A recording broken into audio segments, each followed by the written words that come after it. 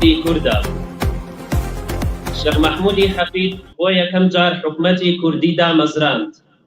بۆ یەکەم جار زمانی کوردی کردە زمانی فەرمی دام و دەستگاکانی دەوڵەت. بۆ یەکەم جار ڕۆژنامەی لە کوردستان بە زمانی کوردی دەرکرد. شێخ مەحموودی حەفید ئەو سەرکردەیە بوو کە هیچ پێنووسێک ناتوانێت پێناسەی بکات. بۆیە یادکردنەوەی ئەم ڕەمزە واجبێکی نەتەوەییە. ئێستاش بەڕێز دکتۆر هەڤاڵ ئەبوبەکر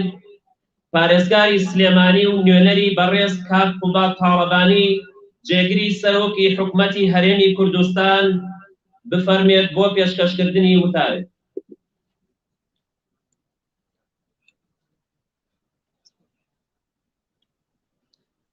بەناوی خوای بەخشندەی میهرەبان، بەڕێزان ئامادەکار و ئامادەبوانی بەڕێز خانەوادە و بەڕێزانی بنەماڵەی شێخ مەحموودی حەفید، بەڕێز نوێنەری سەرۆکی هەرێمی کوردستان، بەناوی بەڕێز تاڵەبانی جێگری سەرۆکی حکومەتی هەرێمی کوردستان و پارێزگای سلێمانیەوە بەخێرهاتنی هەموو لایەکتانەکەین. سوپاستانەکەین کە لەم ڕۆژەیە لەم ئێوارە جوانەی سلێمانی و سەرایە هەمووتان بە جیاوازی تەمەن و بیر و بۆچوون و تێڕوانین و ڕەگەستانەوە مەزنێتی شێخ مەحموودی حەفید کۆی کردوونەتەوە، گەورەی سلێمانی کۆی کردوونەتەوە. جێی سوپاس و پێزانینێکی گەورەیە کە ئەم میلەتەی ئێمە بتوانێت سەردار و سەروەرەکانی خۆی لەبیر نەکا و ئەو خەبات و تێکۆشانەی کردویانە لە پێناوی سربەخۆی ئەم وڵاتەیە، خەباتی نیشتیمانی و ئامانجی نیشتیمانی و ئینسانی ئەم وڵاتی ئێمەیە هەرگیز دیاریان نەکەین. نەوەکان یەک بەیەک یەک لە دوای یەک بتوانن ئەم ڕۆژگارانە، ئەم دیمەلانە، ئەم وێنانە وەکو وێنەی زیندوو بۆ خەباتی ڕەوای میلەتەکەی ئێمە شان بن و ئێمەش بتوانین لە هەر دۆخ و سەردەمێکە پشتمان لە یەک نەبێ، بۆمان لە یەک بێ، بۆ ببینەوە دەستی یەک بگرین، پشتی یەک بگرین، پشتی یەک نەشکێنین، بۆ ئەوەی لە ڕابردووە بەهۆی ناکۆکی و دووبەرەکیەوە لە دەستمان ناوە بتوانین لە ئەمڕۆیە بەیەکەوە بوون و یەک ڕیزی و تەباییمان و یەکبوونمان ئامانجی هەمووم بەڕێزانە بە ئومێدی ئیستیقلال، بە ئومێدەی کە لە شێخی نەمر و لە پێش شێخی نەمریشەوە لە هەر ئینسانێکی کووردا کە کۆنتەی کۆمەلگای مرۆیی سەر ئەم ڕووی زەمینە و ئەم ناوچەیە هەبووە تا بە ئەمڕۆی ئێوە و نەوەکانی ئێوە ئاگا بەدی بێنی. من نامەوێت بێمە سەر مێژووی شکۆداری شێخ مەحموودی حەفید هەر لە ساڵی 1970ەوە کە باوکی براکەی لە مووسڵ شەهید دەکرێن، هەر لە 1950ەوە خەباتی نیشتیمانی بۆ ئومێدی ئیستیقلالی کوردستان، ئەمە زۆر زۆر مهمە، بۆ ئیستیقلالی کوردستان، بۆ سەربەخۆیی کوردستان، ئەباتە کورد، ئەباتە ناسریە، ئەباتە ئەو شوێنانەی کە پێویستە ئەو خەباتی لێبێ و زۆر مەردانە تێکۆشانی خۆی، ئەباتە هەر شوێن و پنتێک کە کورد پێویستی پێی بوو بێ، جا لە شوعیبە بوو بێ، لە هەندستان بوو بێ، لە کوردستان بوو بێ، لە ناسریە بوو بێ، لە سەماوە بوو بێ، لە دەربەدەری و ئاوارەیی و نەفیکردن بوو بێ، یا لە خەبات و بەندی و گرتوخانەکان، یا لە سەنگەری تێکۆشانی دەربەنی بازیان و ئاوباریک و ماوەت و سوورداش و ئەشکەوتی جاسەنە بوو بێ، یا لەبەر سەرای سلێمانی و بارەگاکەی کە لە پشتمانەوەی لە مەڵکەنی بوو بێ، یا لە داریکەلی بوو بێ، بەردەوام توانیوێتی خەبات کە. من ئەمەوێ باسی ئەوە بکەم چۆن سوود ببینین لەو تێکۆشانەی کە بۆ یەکەم جار لە دوای حکومڕانی بابانەکانەوە، لە دوای دەسەڵاتی بابانەکانەوە ئەم بنەماڵە بەڕێزە لە ڕووی ئاینیەوە، لە ڕووی کۆمەڵایەتیەوە، لە ڕووی سیاسەتەوە ئەتوانن جڵەوی دەسەڵاتدارێتی لەو بارودۆخە سەختەی تایەتی بگرن. چۆن لە ململانەی ڕۆم و عەجەمەوە، لە سەفەوی و عوسمانیەوە، لە مەشروطەی ئێران و لە مەشروطەی تورکیاوە بتوانن هەرێمی کوردستان بەم پێکاتەی ئێستاوە کوردستان کە ویلایەتی مووسڵ بووە لەو کاتەیە چۆن خەباتی بۆ بکەن، چۆن بۆی تێبکۆشن. توانیوێتی بۆ یەکەم جار یەکەم حکومداری لە کوردستانە دروست بکە هە لە ساڵی 1922 دوای ئەوەی لە 1970ەوە حکومداری سلێمانیەکەوێتە دەست، دوای ئەوەی کە یەکەم جار مەندووبی بەندەمی بەریتانیایەتە ئێرە و کە سەدەستەبژێرەکانی وەکو بەڕێستان لەگەڵ شێخ مەحموود داوای سەربەخۆیی استقلالی کوردستانەکەن، کوردستانێکی سەربەخۆەکەن کە هێشتا دەوڵەتی عێراق دانەمەزراوە، عێراقی تازە دانەمەزراوە و دەوڵەتی عوسمانی لە دوای ساڵی 1970ەوە بە مەشروطەیە ڕۆشتووە، حیزبی تەعاون و تەرەقی لەوێ دەسەڵاتی پێیا کردووە و لە دوای ئەوەی کە جەنگی جیهانی یەکەم بەرەو کۆتایی ڕۆشتووە، دەوڵەتی دروستکردنی دەوڵەتی نەتەوەیی لە سەرەتای دروستکردنیا بووە. شێخ مەحموود توانیوێتی ئێمە لە نەخشەی ململانی ئیقلیمیەکانەوە لایەنی کەم بەرێتە نەخشەی ململانی نێودەوڵەتیەکان. ئەم جارە ئێمە لەگەڵ ئینگلیزەکانە لە سلێمانی گفتوگۆکەین، ئەم جارە لەگەڵ ئینگلیزەکانە لە سیڤر گفتوگۆکەین، ئەم جارە لەگەڵ کۆمەلگای نێودەوڵەتی و حولەفایە هاوپەیمانانە لە لۆزان گفتوگۆکەین تا بەوەی کە بەڕێزیان ئەتوانێت لە ساڵی 1922 دوای نەفیکردن، دوای ئەو ئیرادە جەماوەری و میلی نیشتیمانی کە لەگەڵ شێخ مەحموود بووە کە بە نەفیکردنیشیان خەڵک لە سلێمانی، لە مووسڵ، لە هەولێر، لە کۆیە، لە شوێنەکانی تر پشتیوانیان کردووە بۆ ئەوەی ئەو ئومێدەی ئەو بە ئیستیقلالی هەبووە لە ئومێدەوە بێت بە ئەو نیشتیمان و بانگی حەقەی کە ڕۆژنامەکانی بەناوە ناوناوە و کاری لەسەر کردووە. توانیوێتی لە بواری پەروەردە و فێرکردنا ئیش بکە ئەگەر لە ساڵی 1922 کە بانگی کوردستان دەرەچێت بە دوایە ڕۆژی کوردستان، بە دوایە ئومێدی ئیستیقلال، بانگی حەق و ئومێدی ئیستیقلال لەڕێی مامۆستا زێوەرەوە ئاگانامەی ئەو بڵاوەکاتەوە بۆ هەدارەکانی شار، بۆ بازرگان و سەرمایەدارەکان، بۆ هاوڵاتیان ئەگەر بە ڕوپیەیەکیش بووە پشتیوانی ئەم حکومداریە بکەن بۆی بتوانێت چاپخانەی پێ بکڕێ، بۆی بتوانێت پرۆگرامی خوێندن چاپ بکە، بۆی پەروەردە و فێرکردنی یەکگرتوو دروست بێ، بۆی ڕێنووسی یەکگرتوو دروست بێ، بۆی زمانی یەکگرتووی کوردی دروست ببێ، بۆی ئەو دەست پێشخەریەی کە ئینگلیزەکان لە مێژەرسۆنەوە بەڕاستی بە هاندانی زمانی کوردی کە ئەوان بە ئامانجێکی تر کردیان، بەڵام بەخێر بۆ سلێمانی و بۆ هەرێمی کوردستانی ئێستا و بۆ حکومداری شێخ مەحموود گەڕایەوە. ئەو چاپخانەی لە 1990 ناچار بوون کە لە 1970 لە بەغدا تێگەشتنی ڕاستیان دەرەکرد بە زمانی کوردی، 1990 ناچار بوون بهێنە سلێمانی، بیریان کردەوە لە هەموو کوردستانە تەنیا ناڕەزایەتیەکان لە سلێمانی، بۆیە وتیان با کورد لە شوێنەکانی تر نەوروژێنین، چاپخانەکە بەرینە ئەو شوێنەی دەرچەقی ململانیەکانە. لەوێەوە لە 1990ەوە مێژەرسۆن چۆن چاپخانەکەی ناپلیۆن بۆ میسر هات، چاپخانە هاتە سلێمانی، لە 20 تا پێشکەوتنیان پێ دەرکرد. لە 22ەوە شێخ مەحموود توانی لەگەڵ دامەزرانی حکومداریەکەیە تاکو 24 تا 25 چوار جار ڕۆژنامە دەربکە و ئەمە بکا بە ڕێچکەیەک کە حکومداری بەبێ پەروەردە، بەبێ فێرکردن، بەبێ هونەرە جوانەکان، بەبێ زمان، بەبێ کەلتور، بەبێ ڕۆژنامەگەری، بەبێ سوپا، بەبێ ئابووری، بەبێ دارایی، بەبێ پشتیوانی هەموو پێگاتەکان لە مەسیحیەکان، لە جوولەکەکان، لە خەڵکانی تر و لە مسلمانان کە خۆیان لێرە بوون بەو ڕێچکەی کاک ئەحمەدی شێخی گەورە بۆی بەجێهێشتون ئەبێ تەواوی بکە. سلێمانی بوو بە چەقی ئەو شوێنەی کە بە درێژایی مێژووی خۆی و لەو حکومداریەشە بەریەکەوتنی ئاینی و مەزەبی بەخۆیەوە نەبینیوە و تا ئێستاش کە ئەمە شتێکە سلێمانی و ئەم ناوچەیە بێ شانازی پێ بکە. ئەم کارانە بەردەوامە بن تاکو وەکو وتم ئەم ئومێدە بە زیندوی بمێنێتەوە. ئەبێ فێر بین ئێمە کار بۆ سەربەخۆیی کوردستان بکەین. سەربەخۆیی کوردستان بەدیهێنانی ئاواتەکانی هەزاران منەوەری وەتێکۆشەری وەکو شێخی گەورەیە، وەکو جەنابی مامجەلالە، وەکو نەوشیروان مستەفایە، وەکو جەنابی کاک مەسعودە، وەکو هەموو ئەو بنەمەڵانەیە لە بەدرخانیەکان، لە میری سۆران، لە هەموو ئەوانی لە خەباتی نیشتیمانی ئێمە پێشەوە قازی محەممەدیشەوە کاریان کردووە. ئەبێ و ئەزمونە سوود لێ وەربگرین، یەکگرتوو بین، کار بکەین بۆ پەرەپێدانی ئەم نیشتیمانەمان بەکەم ڕازی نەبین، بەڵام بە یەکگرتووی ئەگەینە و ئامانجانە. منەمەوێت لێرەوە لەم بۆنەیە ڕاستێکی حاشا هەڵەگر بکەم و سوپاسێکی زۆری و بەڕێزانە بکەم کە دەستیان بەم کارانەوە دیارە لە شاری سلێمان. ئێمە لە پارێزگای سلێمانی لە 4 ساڵی ڕابردووە بەیاخێکی زۆرمان بەلایەنە کەلتوری و فەرهەنگیەکان داوە. جگە لەوەی کە شەقامی سەرەکی ئەم شارە بە ناوی شێخی گەورەوە شێخ مەحموودی حەفیدەوە نامدراوە، بارەگاکەشی لە داری کەلی لەلایەن بەڕێوەبەرایەتی گشتی ڕۆشنبیریەوە کراوە بە مۆزەخانەیەکی نمونەیی و ئێستا ئێمە لەگەڵ سەرۆکایەتی ئەنجومەنی وەزیرانە خەریکی تەواوکردنی بارەگای شێخ مەحموود لە مەڵکەنی بۆ ئومێد دەکەم لە ئایندەیەکی نزیکە بتوانین تەواوی بکەین و بیکەین بە مۆزەخانەیەکی زۆر گرنگ. لە هەمان کاتە ئەو کارانی کە لێرە کراون و ئێستا ئێوەیان بینن دەنوێکردنەوەی ئەم شوێنە و شوێنە سەرای سلێمانی بنەمێ لێرەوە سوپاسێکی زۆری خاتونی بەڕێز شانازی ئیبراهیم ئەحمەد بکەم کە بەڕاستی دەست پێشخەر بوو لەمەیە. ئێمە چۆن وێنەکەی پێشەوا قازی محەممەدمان لە دەواازەی شەقامی سالم بە کوالیتێکی زۆر بەرز وەکو پارێزگای سلێمانی لەسەر ئەرکی خۆمان نوێ کردەوە، بەڵێنیشمان نابوو کە وێنەی شێخ محمودی حەفید لە سەرای سلێمانی بە هەمان شێوە و کوالیتی کە لەسەر تەختەیەکی تایبەت دروست کراوە و بە شێوەیەک دروست کراوە کە توانای مانەوەی بۆ سەدان ساڵ هەیە دروست بکەین. لە گفتوگۆمانە لەگەڵ خاتو شانازە بەڕێزیان پێی باش بوو چۆن ئێرەی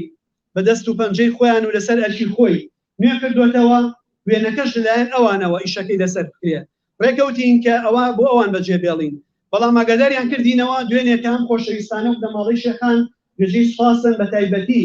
هەموو خۆشەویستانە و لە ناویشانە شنۆخانی شێخ لەتیف کە خۆیان پێیان خۆش بوو ئەم وێنەی ئەمڕۆ ئەیبینن ئامادەیکەن لێرە. بەڕاستی ئێمەش پێمان پەسەند بوو کە لە ئیستا بۆ ئێستا لایەنی کەم تا ئەو کاتی کە بە کوالیتێکی باشتر توانای مانەوەی هەبێ وەکو بەشێک لە شوێنەواری ئەم شارە بەشدار بین لێرە و لەم مەراسیمەیە ئامادە بین. بۆیە سوپاسی هەمووتانەکەم، سوپاسی دەستپێشکەری و بەڕێزانەکەم، سوپاسی هەموو خانەوادەی شێخانی بەڕێزەکەم کە ئەو دەستپێشکەریان کردووە، بۆ سوپاسی سەرۆکایەتی شارەوانی سلێمانی و هەموو فەرمانگە پەیوەندیدارەکانەکەم کە دەستپێشەر بوون لەمەیە. ومێ دەکەم کۆبوونەوەی ئەم ئێوارەی ئێمە دوا کۆبوونەوە نەبێ، ئێمە بەرەو هەڵبژاردنە ڕۆین. هەڵبژاردن بۆ بەغدایە، ئەو بەغدایی کە لە ساڵی 1940ەوە کە ئینگلیز داخلی بەسرە ئەبێ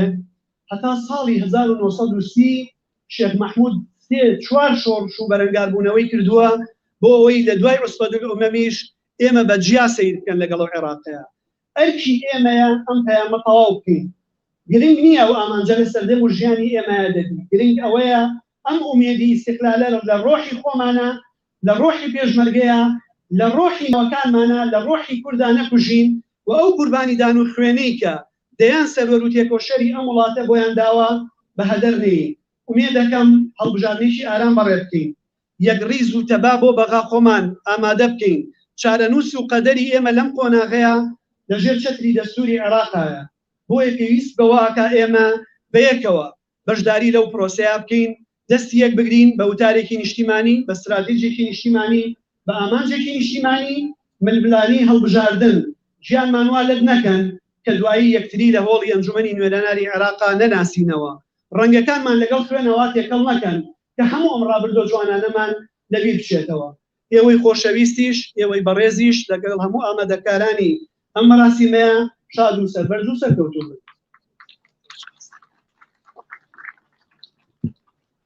زۆر سپاس بۆ بەڕێز دکتۆر هەڤاڵ ئەبوبەکر.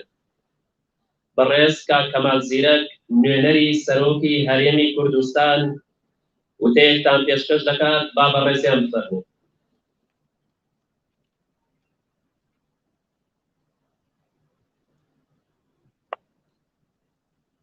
ئامادەگوانی بەڕێزی خۆشەویست خوشکودایانی هێژە، بە شانازیەکی گەورەی دەزانین کە ئەمڕۆ لە شاری سلێمانی شارە زیندوەکەی مێژوو کە هەردەم پێشەنگ بە لە مێژوودا بەشدارین لەو مەراسیمە، لە مەراسیمی پەردەلادان لەسەر وێنەی شێخی نەمەر سەرکردەی دوێری مێژوویی مەلیکی کوردستان. وهروەها دەستخۆشە لە هەموو ئەو بەڕێز و خۆشەویستانە دەکەم بە ناوی جەنابی سەرۆکی هەرێمی کوردستان کەوا پاڵپشت و هاوکاری ئەو مەراسیمە بوون،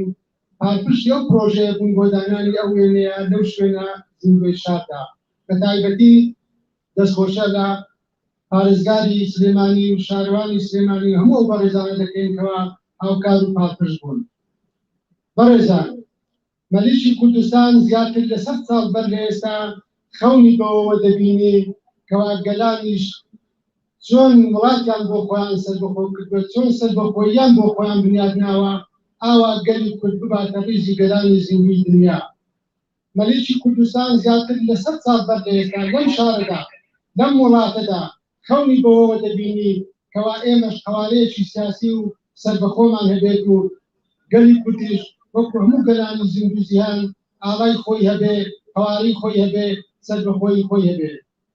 ئەم سەرکردە مێژوویەی ئێمە جگە لەوەی کەوا لە ناو کای سیاسیدا لە ناو فۆرمی سیاسیدا سەرکردەیەکی گەورە بوو لە هەمان کاتدا شێخی نەمەد ڕۆشنگەرێکی گەورەش بوو وێ شانبەشانی خەباتی نیشتیمانی خەباتی سیاسی جوڵانەیەکی ڕۆژنامەگەری و ئەدەبی و ڕۆشنگەرێکی بەهێزێکی دروست کرد بوو لە سایەی سێبەری حکومڕانی ئەو لە سایەی سێبەری مەلیکی نەمەد در چەندین ڕۆژنامە و گۆڤار دەردەچوو چەندین کەڕەنووسەر و ئەدیب و شاعیری گەورە لە دەوروبەری شێخی نەمەد بوون وێ ئێمە جارێکی تر بە ناوی ڕێزدار نێچیروان بارزانی سەرۆکی هەرێمی کوردستان بە خێراتنتان دەکەین دەستخۆشەتان لێ دەکەین هیوادارین ئەو پرۆژانە بەردەوام بن لەبەر ئەوە دانانی وێنەی مەلیکی کوردستان لەم شوێنەدا بەڵگەی وەفاداری ئەو شارەیە بەڵگەی وەفاداری نوخبەی سیاسی و ئیداری ئەو شارەیە بەرامبەر بە سەرکردەیەکی مێژووی کە خەونی ئازادی و سەربەخۆیی کوردستانی هەبوو جارێکی تر بە ناوی ڕێزدار نێچیروان بارزانی سوپاسان دەکەین و هەردووشین زۆر سپاس بۆ بەڕێز کاک کەمال زیرەک. ئێستاش داوا لە بەڕێز خاتوشنۆی شێخ لەتیفی شێخ مەحموودی حەفید دەکەین بۆ پێشکەشکردنی وتارێک. با بەڕێزیان بفەرموون.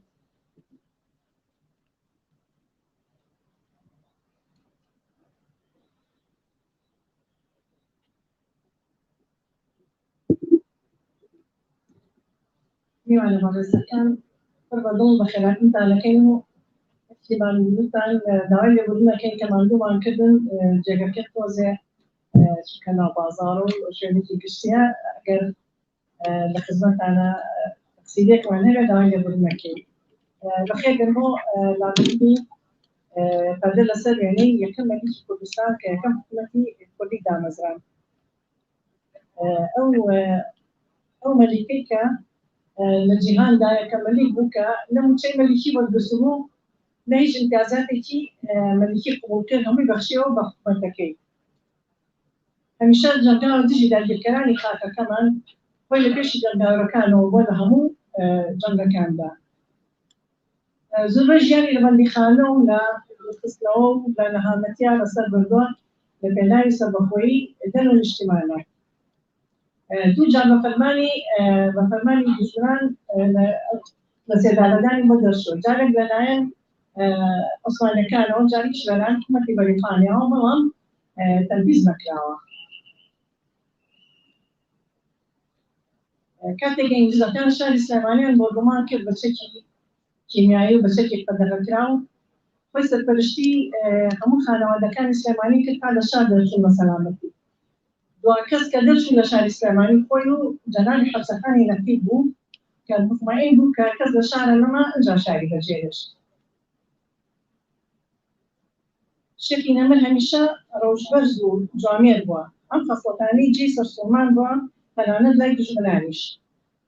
کە هەندێکیان ئاماژەیان پێداوە لە دەشەکانیانە شێخی نەمەد هەمیشە پاڵپشتی هەژاران و لێقەڵماوان بووە خۆی بە پرسیار زانیوە بەرامبەر هەموو کوردێک لە وەڵام تا گەورە درود بۆ گیانی پاکی مەلیکی نەمەد و پشتی داکارانی ڕێگای ڕزگاری خوازی گەلەکەمان سپاسی بەڕێز خاتو شانازی مامۆستا برای محەممەد دەکەین کە 6 ساڵە بە دروستکردنی وێنەیەکی شیاو لە دەرەوەی کوردستان وێنەکە لە کاتی تەواوبووندایە ئینشەڵڵا ئەویش لە شوێنێکی شایستە دائەنێ ڕەمزانە دیسان سپاسی ئاوادەبوونتان دەکەم و زەحمەتتان کێشە سەرچاو هاتن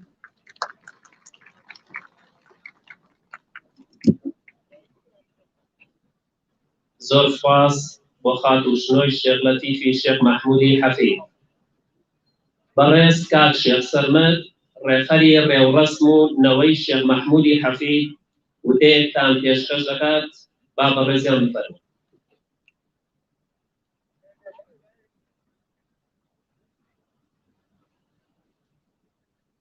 بەناوی خوای گەورە و میهرەبان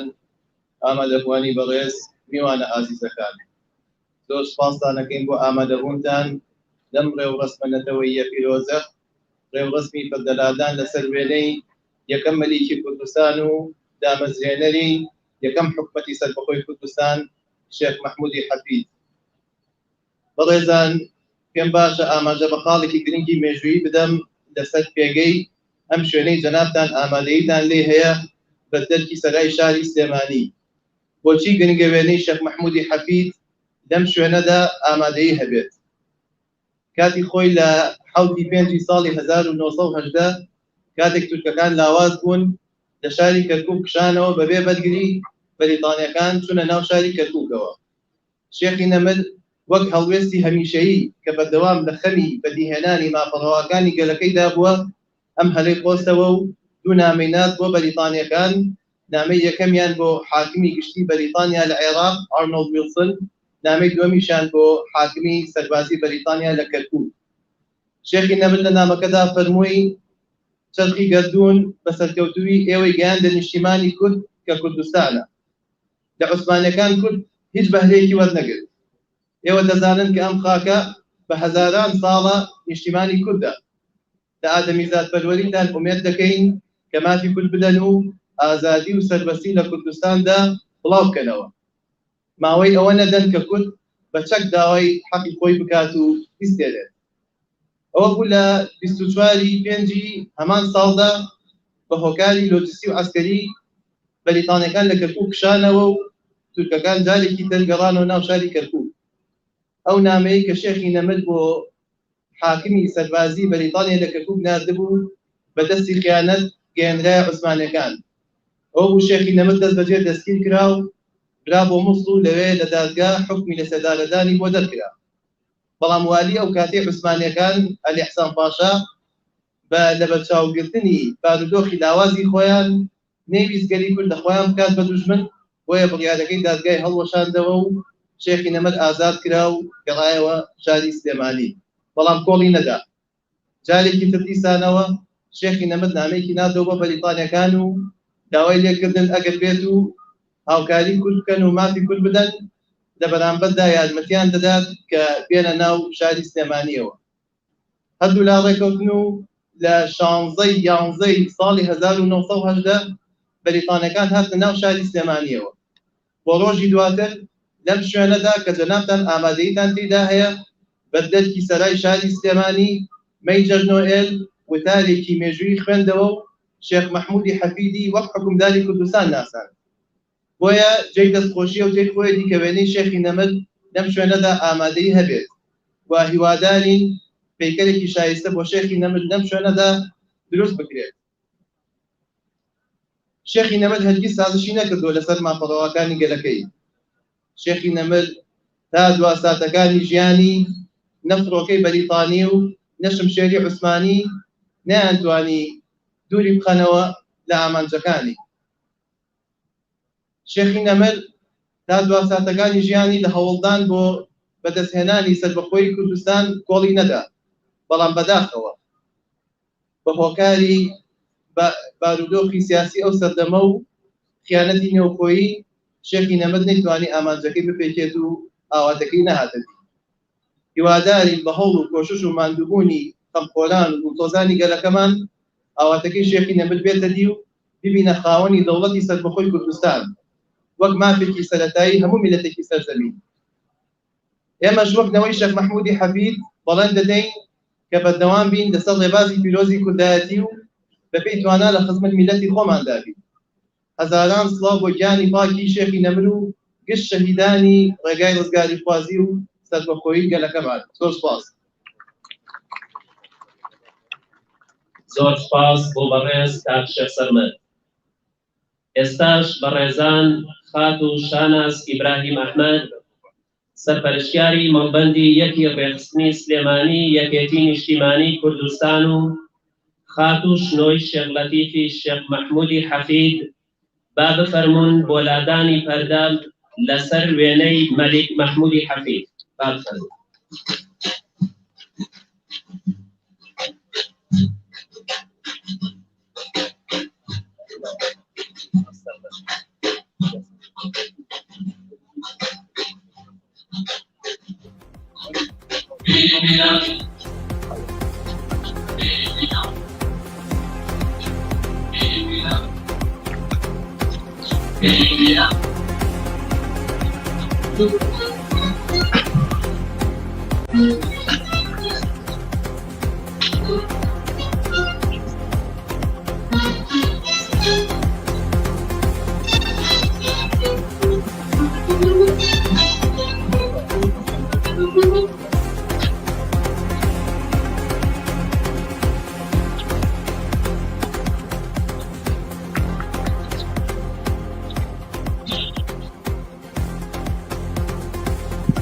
زۆر سپاس بۆ بەڕێزان خاتوشانەس ئیبراهیم ئەحمەد سەرپەرشتیاری مەڵبەندی یەکی ڕێخستنی سلێمانی یەکێتی نیشتیمانی کوردستان خاتو شنۆی شێخ لەتیفی شێخ مەحموودی حەفید. بەڕێزان لێرەدا کۆتایی بە ڕێوڕەسمەکە دێنین، داوای لێبوردن ئەکەین لەبەر نەگونجانی کات و